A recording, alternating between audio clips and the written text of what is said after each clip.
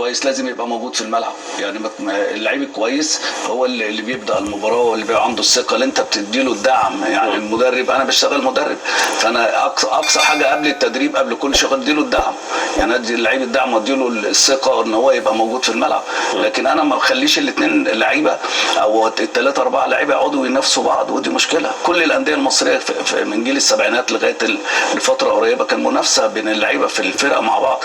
دلوقتي بقت في ثقافه بقى، واللعيبه حته الانفتاح اللي حصلت خلت اللعيبه كلها عندها، يعني ما بقاش الدوري العام المصري هو الهدف بتاعها، وعايز كل واحد عايز يروح ياخد فرصه ان هو يروح يحترف بره. انا ما كنت مدير فني اتحاد الكوره طلبت من مجلس اداره الاتحاد مواليد 94 و95 ما نعملهمش منافسه، ان لازم الولاد يبقوا صغيرين، اللي يطلع بعد منتخب الناشئين على طول يروح تديله انت فرصه ان هو يحترف. وكان عاملين كان اوروبا في الوقت ده كانوا عاملين اختبارات واللعيبه يروحوا.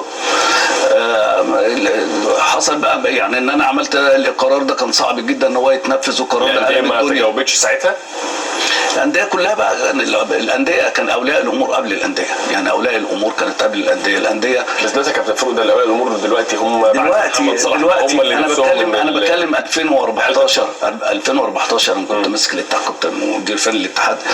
طلبت مجلس اداره ولغينا المرحله السنيه دي. ليه؟ انت اللعيب الاولمبي لازم يكون متواجد بشكل كبير في الفريق الاول. هو سؤال يا كابتن فاروق، وحضرتك لعبت فيرست تيم من كام سنه؟ لا لعبت صغير. ايوه كام سنه؟ بس لعبت، انا ما لعبتش يعني انا منتخب اولمبي لعبت من الناشئين لمنتخب اولمبي، لعبت ماتشين في المنتخب الاولمبي وخلاص ما بقتش العب مع المنتخب الاولمبي. كام سنه يا كابتن فاروق؟ يعني مثلا بتاع 18 سنه. احنا ما بنشوفش الكلام ده دلوقتي يا كابتن فاروق. كويس، بس دلوقتي اللي بيلعب 23 24 سنه ده كده خلينا نتكلم.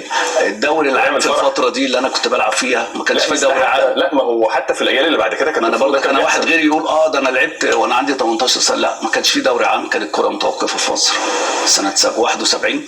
القصد يا كابتن فاروق ان في اجيالكم والاجيال اللي بعديكم حتى لغايه فتره مش بعيده قوي يعني كنت بتلاقي لعيبه صغيره بتاخد فرص وبتطلع والمدير الفنيين بيعتمدوا عليها. بتاخد فرص في هل دي مشكله في المواهب ان احنا بقى عندنا ندره في المواهب، ولا ليها علاقه بالمدير الفني وثقته وانه يبقى عنده الجرأه؟ عشان الاحتراف يا ابراهيم قبل الاحتراف ما يبقى قوي كده